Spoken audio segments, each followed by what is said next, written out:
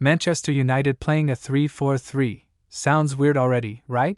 But don't laugh too soon, because Rúben Amorim's tactical gamble, the 39-year-old Portuguese manager's bold experiment, might just make the whole Premier League tip their hats, or set Old Trafford on fire. From being mocked as Ten Hag 2.0, but with hair, Rúben Amorim is slowly proving that he's more than just a bald imitator. 3 straight wins, a rejuvenated dressing room, and a team that actually looks like it remembers how to play football. Things are finally starting to click at Old Trafford. But behind this promising run lies a dangerous tactical gamble, the 3-4-3 system. A formation many English pundits have once called tactical suicide if the players aren't suited for it. So, why is Amorim so stubbornly loyal to this shape, and is he playing a hand too risky for his own good at Manchester United? If there were a competition called Who's More Stubborn Than Early Day Arteta? Amorim would easily make the top 3. The man walked into Manchester and declared, "I won't change my philosophy. If something needs changing, it's the people." Cool quote, sure. But in the Premier League, where pundits can destroy your reputation over a 5-meter positional mistake, that's basically signing a full-time pressure contract.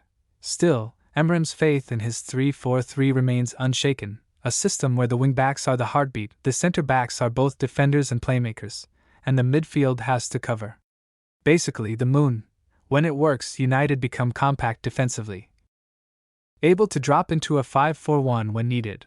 In attack, they morph into a fluid, dynamic shape that frees up Bruno Fernandes to roam while Casemiro, well, stays home and tries not to slip like last year.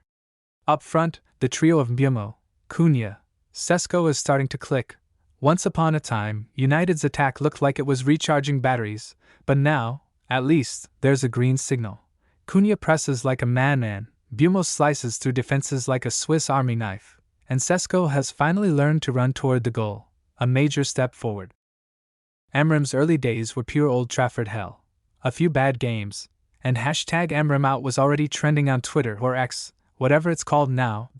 Meanwhile, Gary Neville and Wayne Rooney were taking turns giving free tactical sermons on TV about why United should never play with 3 at the back. The real challenge for Amorim wasn't just tactics, it was player habits. At Sporting, his players knew the 3-4-3 like a love song. At United, some guys didn't even know where they were supposed to stand. Still, Amorim stayed calm. No panic, no blame. Finishing remains an issue.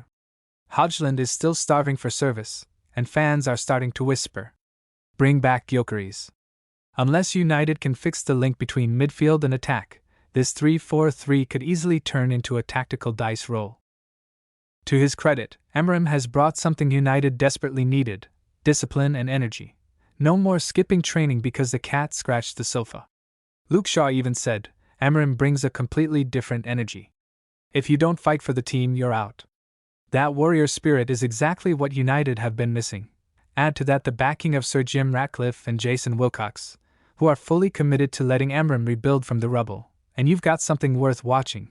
They've had enough of Netflix-style mid-season sackings. And Amorim himself? He's learning to mix a little Premier League realism into his Portuguese romanticism. Less poetry, more pragmatism. Honestly, I like Amorim's approach. He's got personality, principles, and the guts to stand by them. He's like a musician trying to blend Portuguese fado with British rock. Get the mix right, and you've got a hit record. Get it wrong, and the band breaks up before the European tour even starts. Unlike many of United's past project managers, Amorim's not skipping steps, he's building foundations. Remember how Arteta was mocked as the laptop coach? Now Arsenal are playing symphonies. If Amorim keeps learning and adapting, who knows, maybe in a few years, people will call him Arteta 2.0, but with hair. Rúben Amorim is betting his entire career on the 3-4-3, a system many thought was dead in English football. But maybe what United need right now isn't another manager who changes every month, but one who believes, even when the whole world laughs. If the gamble works, Amorim could write a new chapter in the Old Trafford saga. If it fails, at least he'll go down swinging, bold, different, and unapologetically himself. And that's all for today, a deep dive into Rúben Amorim's daring 3-4-3 experiment at Manchester United.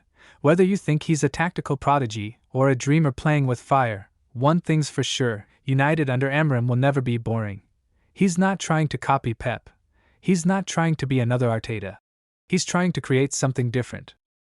And who knows, maybe this gamble is the start of a brand new red era. Do you think Amorim is the right man to rebuild Manchester United? Or is he walking straight into another Premier League nightmare? Drop your thoughts in the comments. I read them all. And if you enjoyed the video, smash that like button so more football fans can see it. Subscribe so you don't miss the next deep dive. Share it with your mates, especially the one who still thinks Ten Hag should have stayed.